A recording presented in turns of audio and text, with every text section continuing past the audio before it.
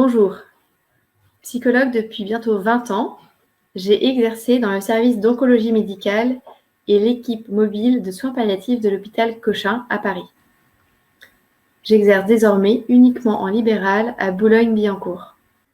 L'essentiel de mon activité aujourd'hui consiste en l'accompagnement de personnes gravement malades ou endeuillées, ainsi que des proches, petits et grands, ou encore l'animation de groupes de parole. Pour les professionnels de santé, je les retrouve au travers de l'analyse de pratiques et des formations sur ce que le cancer mobilise et révèle d'un point de vue psychique. C'est ce que je vous propose de traiter aujourd'hui.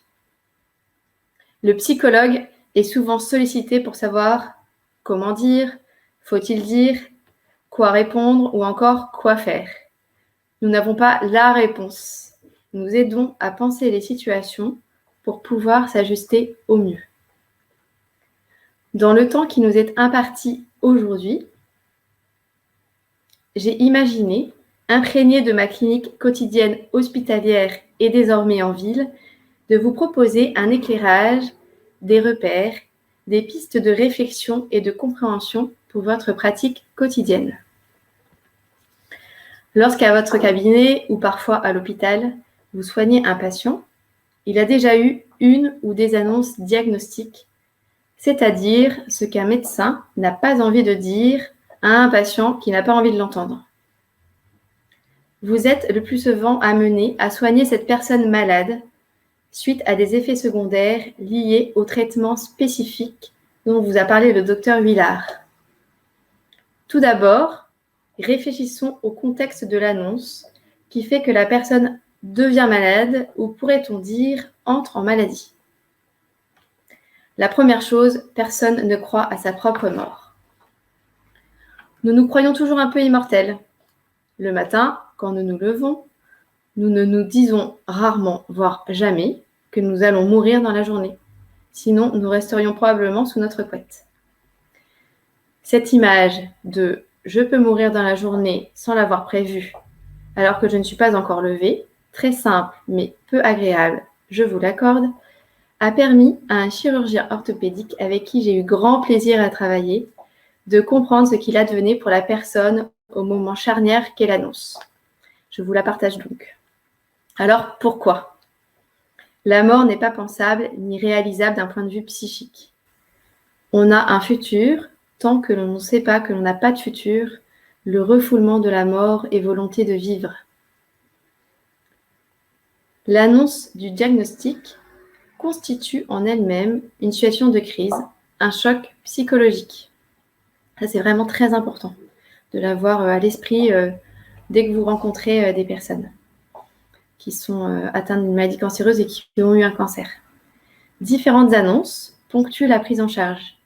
L'annonce d'entrée en maladie, les annonces de progression de la maladie, l'annonce d'arrêt des traitements spécifiques, mais aussi l'annonce de l'entrée en rémission en est une. Il est ainsi important de les connaître pour se représenter où en est votre patient selon ce qu'il vous partagera. Alors, toutes ces annonces, tous ces temps bouleversent un ordre établi qui va nécessiter de nombreux réaménagements familiaux, professionnels, physiques, mais aussi psychiques. Les réponses psychologiques vont être variables, vous avez déjà dû le constater lors de vos consultations, en fonction de chacun et en fonction du moment. Ainsi, vous pouvez avoir une personne qui est très ajustée à la réalité, comme une personne qui la minimise, très rarement va la nier, tout ou partie, ou encore la banalise. Tout se passe comme si la personne se débattait dans des sables mouvants pour sa propre survie psychique. Ces réactions peuvent être déroutantes, étonnantes, touchantes, surprenantes. Ceci demande de ne pas chercher à convaincre, mais à accueillir là où la personne en est et sans jugement. C'est très important aussi comme point. Mes propos peuvent vous paraître banaux, mais au cœur de l'action, parfois sidérés soi-même parce que nous partage l'autre, nous pouvons être tentés de rationaliser, de banaliser ou de minimiser. Ça, c'est normal que vous puissiez être tenté par ça. Le tout est d'être clairvoyant sur nos propres mécanismes de protection, et j'y reviendrai. Et le psychologue a aussi ses propres mécanismes de protection. Par ailleurs, nous vivons dans une société qui porte l'hédonisme comme une valeur absolue. Par conséquent, la mort et la souffrance constituent de pur non-sens d'intolérables atteintes à nos droits. Comme je l'évoquais en préambule, une rencontre avec la mort, une mort possible, quand bien même l'objectif thérapeutique serait la guérison, est inintégrable psychiquement. Freud l'a bien décrit. Il dit « Personne au fond ne croit à sa propre mort, ou ce qui revient au même. Dans l'inconscient, chacun de nous est persuadé de son immortalité. » Ainsi, il n'est pas rare d'entendre des personnes parfois très âgées dire que ça n'est pas possible, qu'elles ont encore beaucoup de choses prévues ou à accomplir. J'ai en mémoire un monsieur âgé de 92 ans qui avait encore des plans, pour reprendre ces termes, pour encore au moins 10 ans. Il les a énumérés. Les effets de l'annonce s'apparentent à un traumatisme psychique, sans être nécessairement de l'ordre du trauma, ce qui est rare. Il s'agit d'une véritable révolution psychique. Pourquoi ? Parce que les annonces génèrent un fort sentiment d'incertitude, de perte de contrôle, de dépendance au rendez-vous, aux examens, une désorganisation du schéma corporel, du quotidien, une perte d'identité, mais aussi des réactivations de traumatismes plus anciens et parfois précoces. Et parfois, c'est ça qui va être le plus complexe pour nos patients. Ce n'est pas tant l'annonce, mais que des réalités historiques qui reviennent à leur mémoire. Ainsi, un monsieur âgé de 75 ans qui avait un cancer du côlon et qui avait une stomie était dans l'incapacité de changer lui-même la stomie. Cela lui coûtait beaucoup de devoir demander à son épouse. C'était très dégradant pour lui, en plus de la stomie. Il avait donc sollicité des entretiens avec moi, et au cours d'un entretien, lui est revenu à la mémoire le décès par assassinat de son père, sous ses yeux, alors qu'il était âgé de 12 ans. Les viscères étaient sortis. Ça n'était pas pour ce monsieur tant la stomie, mais la réactivation de cet événement traumatique qu'il avait complètement oublié. Il s'est vraiment rappelé pendant l'entretien. Il n'avait pas oublié le décès de son papa alors qu'il était un tout jeune garçon, mais la manière dont l'événement s'était produit et ce dont il avait été témoin. De bonnes intentions, un souci de l'autre, de la part de celui qui annonce, puis de ceux qui écoutent et soignent, n'empêche pas que la personne malade s'effondre ou soit bouleversée. Ça aussi, c'est très important. Voilà, il y a des personnes qui ne peuvent pas être autrement que très, très affectées par ce qui leur arrive. Par ailleurs, la personne malade a aussi son histoire. Elle n'est pas que maladie. Alors, la reçoit-on comme un malade ou comme une personne malade? C'est une nuance pour laquelle je vous invite à réfléchir, qui me paraît vraiment importante. Est-ce qu'on accueille un malade ou une personne malade? Chacun y apportera sa propre réponse et sa propre réflexion. Sachez aussi que l'impact des organisateurs varie d'un individu à l'autre. Il peut être modéré ou accentué selon des facteurs de vulnérabilité personnelle. Vous en connaîtrez peut-être en partie, mais c'est important pour moi de revenir dessus, toujours pour que vous ayez des repères dans votre pratique quotidienne. L'enjeu pour vous est de pouvoir vous représenter tout ce qui peut habiter la personne et de ce qu'elle pourra, voudra, saura partager ou pas, peu importe. Ces facteurs de vulnérabilité sont les suivants. Y avait-il des signes annonciateurs, comme une perte de poids, des saignements, des douleurs, ou est-ce soudain, comme une chute dans la rue, la personne arrive aux urgences, on lui fait une radio qui découvre la maladie cancéreuse. Vous voyez bien que dans la temporalité, dans la préparation, ça n'a rien à voir. Dans la première situation, les personnes racontent le plus souvent, pas tout le temps, mais le plus souvent quand même, qu'elles s'en doutaient, qu'il y avait peut-être quelque chose de grave, que ça n'était pas normal. Dans l'autre, la personne est prise par surprise. Ainsi, j'ai en mémoire une personne âgée de 38 ans, maman de 3 enfants, qui avait chuté dans une rue. Dans l'incapacité de se relever, intense, elle avait été admise aux urgences de l'hôpital Cochin. Quelques examens plus tard, elle est hospitalisée dans le service d'oncologie avec interdiction de se lever. Lui est annoncé un cancer multimétastatique avec un pronostic inquiétant pour les jours à venir. C'est le traitement qu'il a initié dans les 24 heures qui allait jouer du pronostic. Donc, vous voyez bien que d'un point de vue psychologique, l'entrée dans la maladie n'est pas du tout la même. Autre facteur de vulnérabilité, la présence ou non de l'entourage. Et aussi une présence qui est adaptée ou pas. Mais encore, des difficultés liées au réaménagement relationnel qu'impose la maladie. Et aussi la modification du rôle de la personne dans sa famille, ou des facteurs dits sociaux, comme des difficultés financières. Enfin, l'information partagée a-t-elle été préparée par le médecin, l'équipe, ou a-t-elle été brute? Est-ce qu'elle était anticipable ou non aussi, c'est important, il n'y a pas de jugement de ma part. Mais comme avec maintenant, l'accès au compte-rendu radiologique. Donc vous vous retrouvez avec des personnes qui ont accès sur leur espace au compte-rendu des radios, des scanners, et ça c'est assez récent.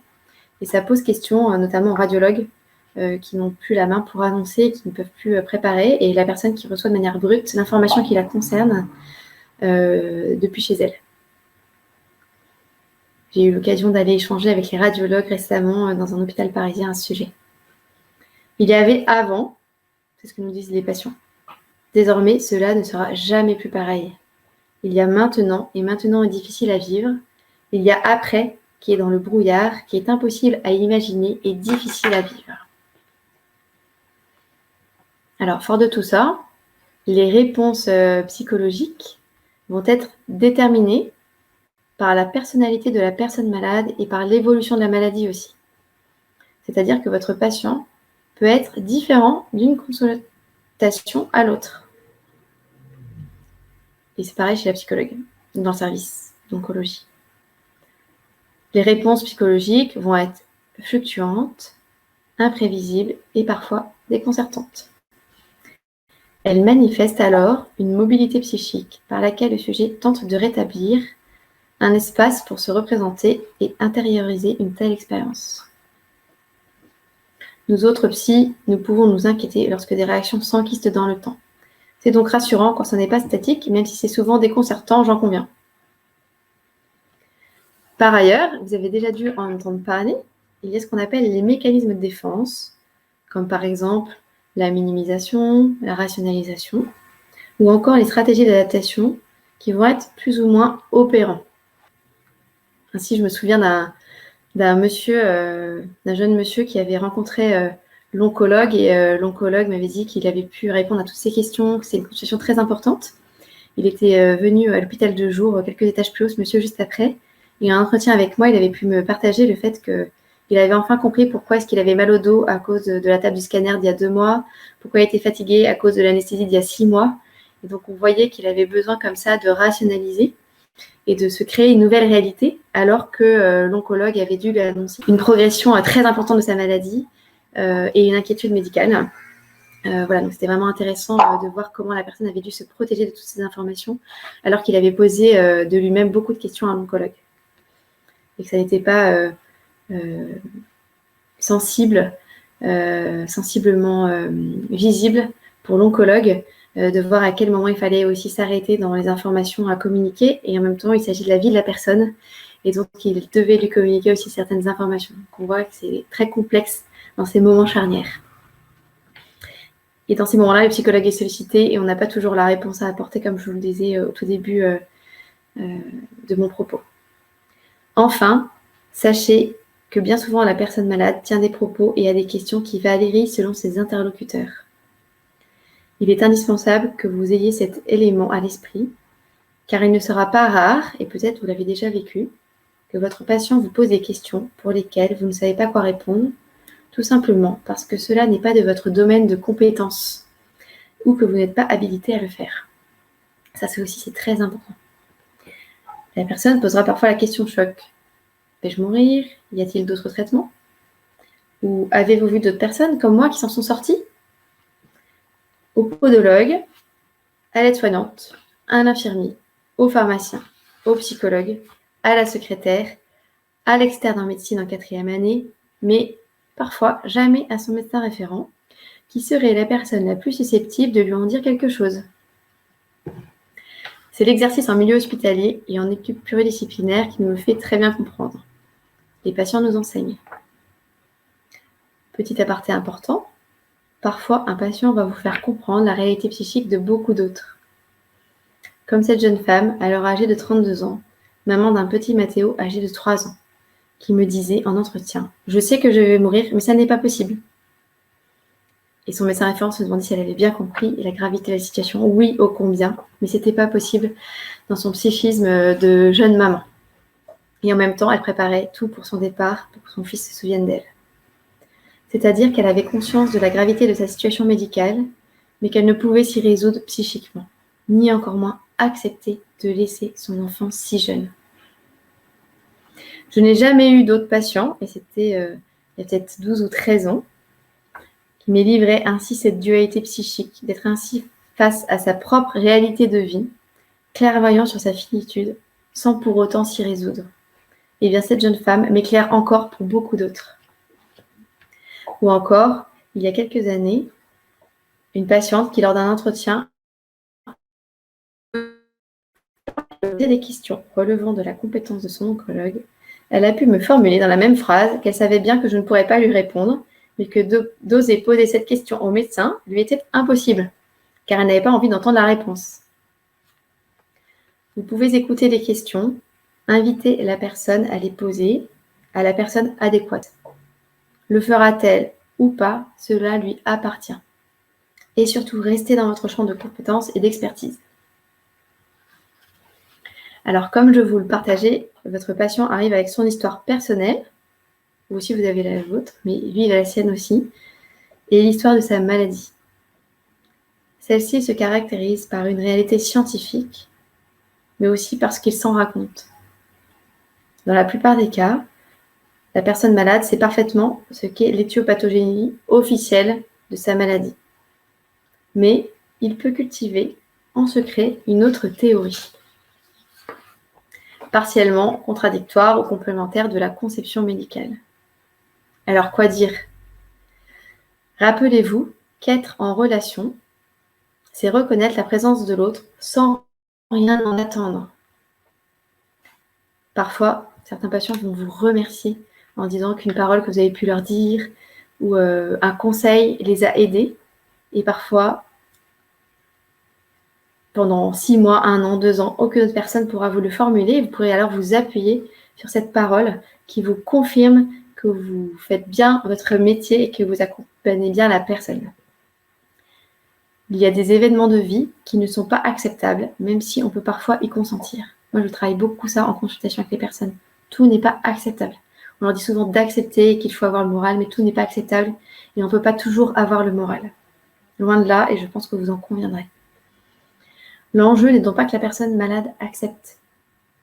Il n'est pas non plus qu'elle ait le moral. Parfois, cela n'est pas possible. Si vous demandez à votre patient comment il va, êtes-vous prêt à vraiment entendre sa réponse? Vous pouvez aussi vous focaliser sur les raisons objectives qui amènent la personne à venir vous consulter. Nous ne sommes pas toujours disponibles émotionnellement pour écouter et ça arrive aussi aux psychologues. Pas que ça arrive trop souvent, mais ça peut arriver aussi. Quand nos histoires mutuelles se rencontrent ou se télescopent, quand on est fatigué, quand on est préoccupé personnellement, voilà, c'est important de le savoir et de pouvoir être focalisé sur le soin qu'on a apporté sans forcément s'étendre sur le vécu émotionnel de l'autre et ça n'est pas grave. Alors vous pouvez toujours proposer de voir un psychologue dans le service où la personne est traitée ou en ville, de faire le lien. Ici, l'autre, avec un grand A, est sujet de parole et de désir avant d'être le lieu d'une maladie. Ce qui est visé, c'est que les personnes puissent dire leur souffrance, parfois de manière détournée. Parfois, vous allez avoir des personnes qui vont beaucoup vous parler de leur fatigue. Alors, certes, les traitements, voire la maladie fatigue, Parfois, il l'emploie comme un terme fourre-tout, voilà, pour dire je suis fatiguée. Comme dans les années 80, on pouvait dire j'en ai plein le dos. Voilà, mais soyez vigilants et soyez à l'écoute aussi de toutes ces paroles que la personne peut vous dire. Peut-être aussi pour vous dire qu'ils ont peur de mourir, peur de leur avenir, mais en parlant par exemple tout simplement de la fatigue. Ils peuvent aussi vous parler de leurs difficultés avec leurs propres mots quand c'est le moment pour elles et non pour vous et pour nous. Vos consultations constituent un espace de parole dégagé d'une réponse médicale. Ces lieux et moments sont essentiels.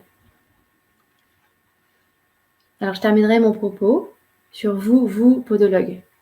Comme je le suis précédemment, nous ne sommes pas toujours disponibles pour écouter parce que nous-mêmes, nous avons vécu ou pouvons vivre quelque chose de similaire. Il est important de le reconnaître et de se le dire à soi-même. Vous pouvez, vous aussi, avoir recours à des lieux pour de l'analyse de pratique, pour ajuster votre posture de praticien. Celle du posturologue, je vous laisse la main. Bien que fille de podologue, je ne suis pas du tout experte. Je suis à votre disposition pour les questions et réflexions que vous aurez. Je vous remercie de votre attention.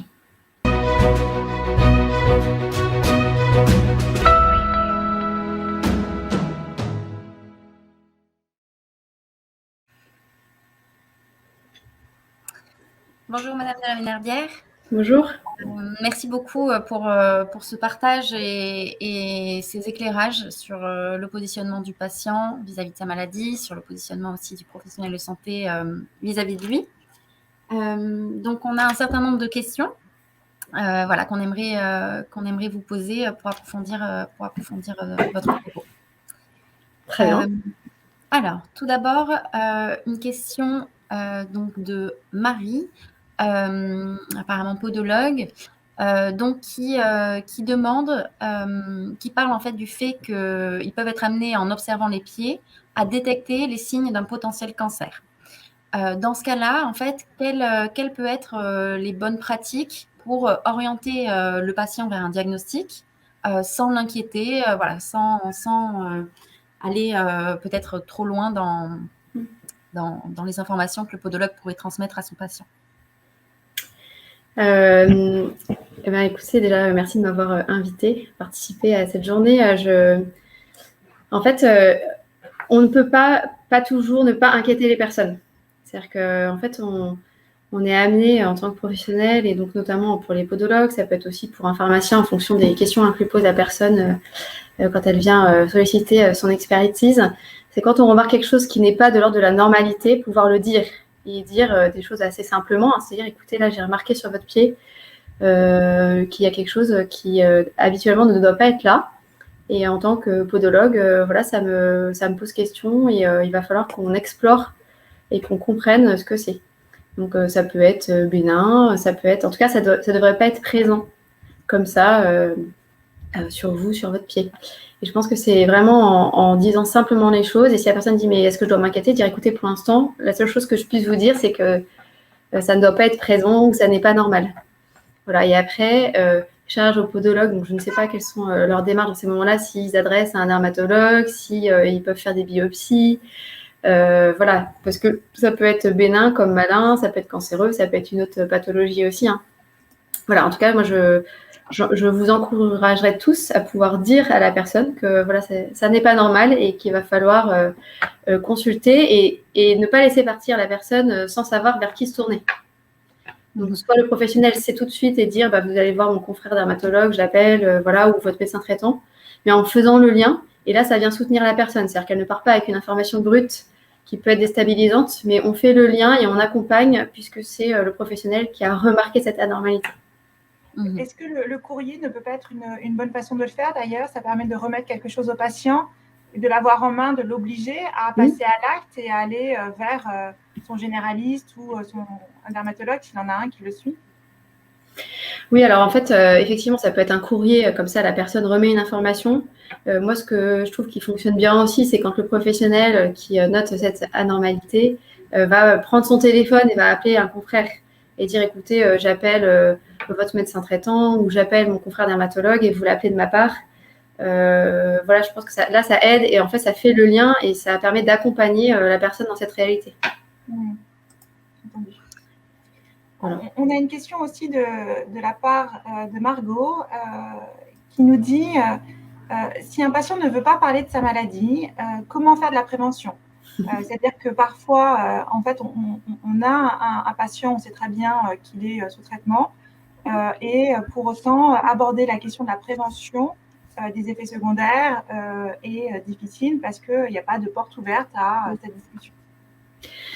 En fait, je pense que ce qui me paraîtrait le plus simple, en fait, c'est que la personne vient consulter le plus souvent le ou la podologue parce qu'il a des effets secondaires liés au traitement qui ont une incidence, parce qu'ils ont un syndrome main-pied, donc ça a une incidence notamment sur le pied, donc il a recours à des soins de podologie pour aller mieux, en fait.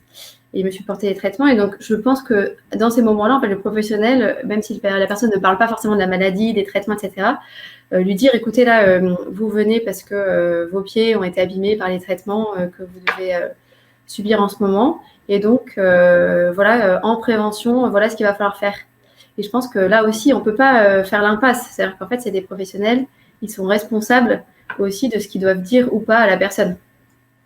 Donc, c'est pas chercher à faire parler la personne de la maladie, mais c'est agir en tant que professionnel et en disant, écoutez, comme podologue, je dois vous dire qu'il y a aussi de la prévention et voilà, qu'est-ce qu'il faut faire, pas faire.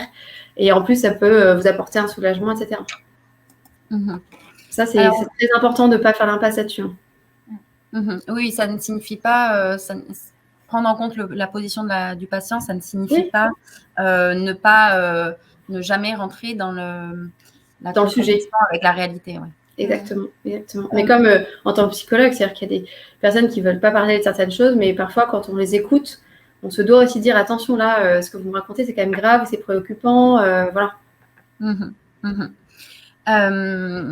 Alors, on a un commentaire que je pense qu'on peut transmettre. Il y a beaucoup de questions encore, mais on a un commentaire, je pense qu'on peut vous le transmettre, de Corinne, qui dit qu'elle est d'accord. Non, je suis d'accord avec l'importance de notre écoute pendant les soins qui durent 45 minutes et qui est souvent d'un grand réconfort pour nos patients dont le médecin n'a pas toujours ce temps d'attention. J'observe quotidiennement cela dans ma pratique professionnelle et je fais rire mes patients en leur disant que je vais juste poser une plaque psychologue à ma plaque podologue. Mais oui, en fait, c'est-à-dire que le métier de psychologue, on est formé effectivement à l'écoute, mais finalement, quand on est soignant, quel que soit notre métier, on écoute l'autre et on peut lui apporter un grand soin. Et moi, ça m'arrive d'orienter des personnes plutôt vers un sophrologue ou vers d'autres professionnels de santé parce qu'ils vont leur être beaucoup plus bénéfiques que moi, ce que je peux leur apporter. Après, c'est sûr que les patients ont beaucoup de chance aussi de vous rencontrer, que ce soit dans les officines ou dans vos cabinets de podologie, parce que c'est des vrais lieux d'écoute et des vrais lieux de soutien. Et après, il y a aussi parfois besoin pour certains d'avoir recours à des psychologues pour travailler peut-être des sujets soit plus en profondeur ou avoir une autre écoute, une espèce de validation qui vient rassurer la personne en fait. Mais effectivement, vous êtes aussi très à l'écoute et c'est important. Il n'y a pas que, heureusement, c'est pas que le métier du psychologue d'écouter parce que. Il y a justement une question à ce sujet de Camille qui travaille apparemment en officine et qui du coup demande comment gérer avec une personne qui s'effondre au comptoir si je n'ai pas de lieu pour m'isoler dans ma pharmacie. Oui, c'est une bonne question aussi. En fait, cette question, elle me fait penser, c'est très juste et c'est très intéressant d'y penser, même dans le cabinet. Les 15 années que j'ai passées à l'hôpital m'ont appris ça. C'est-à-dire qu'en fait, il peut y avoir quelqu'un, il y a des personnes que je croisais dans le couloir et finalement quelque chose commençait dans l'échange et la personne pouvait s'effondrer. Et on n'a pas forcément une salle disponible, une chaise. Donc en officine, vous pouvez avoir aussi 10 autres personnes qui viennent dans l'officine. Et en fait, je pense que c'est à partir du moment où vous êtes vraiment dans la relation à l'autre en disant écoutez, on va trouver un moment, là, je suis disponible pour vous en regardant la personne, en ne lâchant pas son regard et en disant qu'on comprend ô combien cette situation est difficile, alors la personne, elle va se sentir protégée en fait du reste du brouhaha que peut être une officine aux heures de pointe et entendue dans sa réalité. Et donc, on n'a pas forcément besoin de s'isoler dans un bureau avec une chaise, des mouchoirs, etc. La présence de l'autre et la présence à l'autre déjà contenante et permet de créer un cadre en fait. Et ça, il faut vraiment, en tant que professionnel, vous soyez rassuré sur le cadre que vous pouvez apporter. C'est-à-dire que si vous êtes vraiment là à l'autre, la personne, elle le sent et voilà. On a une question là qui vient plutôt du cabinet de podologie qui dit comment il arrive qu'un patient s'effondre en fait sur le fauteuil. Quelle posture on peut adopter? Quels sont les gestes? On aurait tendance à avoir envie de les réconforter. Est-ce que c'est notre place? Et comment on ne se laisse pas déborder émotionnellement par la situation? Alors, c'est plein de questions en même temps. Effectivement, la personne, elle peut... après, ça dépend de ce qu'on appelle s'effondrer, mais la personne, en évoquant sa situation, peut-être que ça va être la première fois, ou peut-être que ça va être un moment où elle va pouvoir se laisser aller parce qu'elle va sentir que le professionnel qui la soigne va pouvoir être à l'écoute, en fait, de ce qu'il a à vivre, ou peut-être qu'il va se laisser aller parce qu'on lui soigne les pieds. Donc, du coup, en fait, on peut se laisser aller aussi au cours d'un soin. Et je pense que ce qui est important, en fait, c'est... Déjà, on ne va pas pouvoir toujours réconforter l'autre. C'est-à-dire que l'objectif, c'est pas que la personne arrête de pleurer. Si ça devait en être un, c'est pas forcément le mieux, puisqu'il peut continuer à pleurer, en fait. Peut-être qu'il en a besoin, mais c'est de pouvoir dire, de pas forcément chercher à dire, mais non, c'est rien, ou c'est ce que j'expliquais dans mes propos que vous avez écouté, mais c'est de pouvoir leur dire, écoutez, voilà, je comprends. Déjà, si vous le comprenez vraiment, après, il faut être authentique, hein, mais voilà, je comprends que c'est extrêmement difficile ce que vous vivez, et c'est normal que vous ayez besoin de pleurer. Et je pense que c'est à partir du moment où on autorise l'autre à pleurer, on peut éventuellement vous proposer un mouchoir en disant écoutez, j'ai qu'un mouchoir à vous proposer ou un verre d'eau. Et voilà, mais juste écouter ça. Hein. Après, c'est pas simple d'écouter quelqu'un d'écouter, de ne rien dire et de juste accueillir les pleurs de l'autre. Et en même temps, on sait qu'en tant que professionnel de santé, et quand on soigne, on peut être amené à accueillir des émotions. Et encore plus quand la personne est assise sur un fauteuil en train de se faire soigner les pieds, quoi. Encore plus, ça c'est sûr, c'est des positions qui invitent aussi à la prise de parole, quoi. Donc, ça c'est sûr. Et alors attendez, parce que votre autre question, je suis perdue. Oui, juste, je voudrais rebondir là-dessus que souvent il y a des patients que les podologues connaissent très bien, qui viennent régulièrement, dont ils connaissent parfois même toute la famille, et se crée un lien personnel au-delà d'un lien de santé. Oui, après, c'est sûr qu'on va être touché différemment si la personne, on la rencontre pour la première fois, qu'elle vient avec un syndrome main-pied et qu'on ne la connaît pas, et des personnes qu'on voit parfois depuis 5 ans, 8 ans, 10 ans pour d'autres raisons, et qui un jour va arriver en disant qu'elle a un diagnostic de maladie cancéreuse. Ça, il faut accepter aussi d'être touché parfois différemment, comme quand on a un de ses proches qui va être touché, on ne sera pas touché de la même manière que quand c'est un de nos patients aussi. Voilà. Après, il y avait aussi la question de la posture et l'attitude à adopter. Oui. Moi, je pense que c'est important d'être le plus authentique. C'est-à-dire qu'on ne va pas prendre la personne dans ses bras. Enfin, c'est pas forcément très adapté. C'est pas notre parent ou notre enfant ou notre cousine. Mais moi, ça m'est déjà arrivé quand je sentais que c'était ça qu'il fallait faire. Moi, je ne soigne pas. En fait, je touche pas les gens dans mon métier. Hein, mais à l'hôpital ou même, ça m'est déjà arrivé au cabinet, de prendre la main parce que je sentais que j'avais envie de donner ça à l'autre.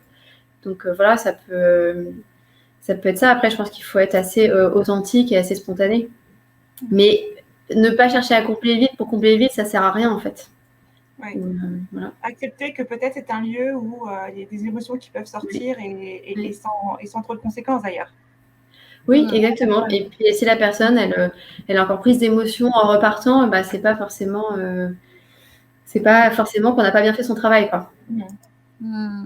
Et du coup, l'autre question qui était liée, c'est comment est-ce que personnellement, on ne se laisse pas déborder par ces émotions? C'est une bonne question aussi. En fait, je pense que tous les échanges que vous avez depuis ce matin, c'est peut-être avec aussi ma venue dans ce webinaire, mais c'est peut-être aussi une invitation à repenser votre métier, que vous soyez en officine ou en cabinet de podologie, sur le fait qu'on fait un métier du soin, mais aussi beaucoup de la relation, et qu'on est de toute façon touché par ce que les autres vivent. C'est-à-dire que parfois on peut être agacé par certaines situations, mais on est quand même très touché par ce que les personnes qui viennent nous solliciter, si les solliciter nos compétences, vivent. Et je pense que c'est important de pouvoir se redire qu'il s'agit de l'autre et qu'il ne s'agit pas de nous. C'est-à-dire qu'on peut être touché, mais ça peut nous bouleverser certaines histoires de vie, mais qu'il s'agit bien de la vie de l'autre et que ce n'est pas la nôtre, quoi. Et souvent, ce qui nous aide à comprendre, c'est quand soi-même, malheureusement, on peut vivre aussi des choses difficiles dans notre vie personnelle et on voit bien que nos émotions ne sont pas les mêmes. Mais c'est important de reconnaître ce que je disais aussi dans mon propos, c'est important de reconnaître qu'à certains moments, des situations vont plus nous toucher. Et c'est pas forcément des personnes qui ont notre âge, c'est pas forcément des personnes qui ont un problème avec un enfant, ça peut être tous les âges et toutes les situations. Oui, du coup, oui, ça signifie quand même de faire ce travail, vous disiez, de repenser son métier, voilà, de s'individualiser un petit peu du patient, quoi, de bien distinguer. Et du coup, voilà, outre ce travail, est-ce qu'il peut peut-être y avoir aussi des conseils que vous pourriez donner pour essayer d'accompagner du coup les soignants pour justement essayer de laisser ça au cabinet ou à l'officine à la fin de la journée, essayer de ne pas remporter ça à la maison. Est-ce que ça, c'est... Oui, alors c'est pas toujours possible, hein. C'est pas possible parce qu'il y a des situations. En fait, pour peu qu'on soit plus fatigué un jour, qu'on ait eu 3 ou 4 situations qui nous ont beaucoup touchés, on peut rentrer un peu avec ça aussi. Après, ce qui est intéressant là, c'est peut-être une invitation aussi à réfléchir à qu'est-ce qui fait du bien. On peut avoir comme ça des espèces de rituels aussi sur quand on ferme son cabinet ou son officine, qu'est-ce qu'on peut se dire, de quoi est-ce qu'on a besoin. Moi, je sais que dans certaines quand j'ai des journées plus difficiles, je vais aller m'acheter un bouquet de fleurs. Alors, heureusement, c'est pas tous les jours parce que sinon, ça serait c'est pas trop. Mais voilà, je sais que ça me fait du bien. Et puis c'est un code, c'est-à-dire quand je rentre avec, j'ai mon mari qui va me dire ah, ok, t'as eu une journée un peu plus difficile aujourd'hui.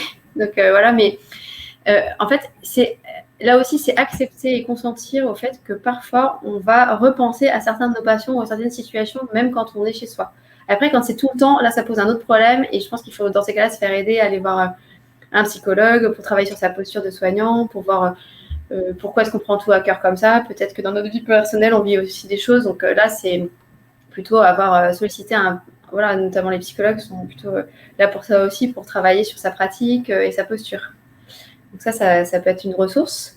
Et après, voilà, c'est aussi pouvoir se dire, même là, voilà, je ferme mon officine ou je ferme mon cabinet, les personnes sont reparties chez elles et moi, je rentre chez moi. Et donc, qu'est-ce que je vais retrouver chez moi Voilà, mon chien, mes enfants, mon amant, que sais-je. En fait, on a chacun nos vies et où je vais faire du sport. Voilà. Mais là aussi, on a des métiers qui nous sollicitent beaucoup, beaucoup, beaucoup.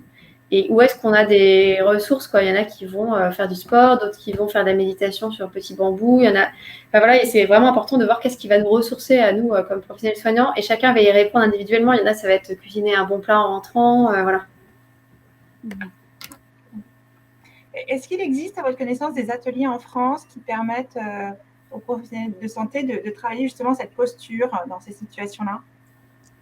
En fait, il y a quelques ateliers formalisés qui s'appellent les groupes Balint.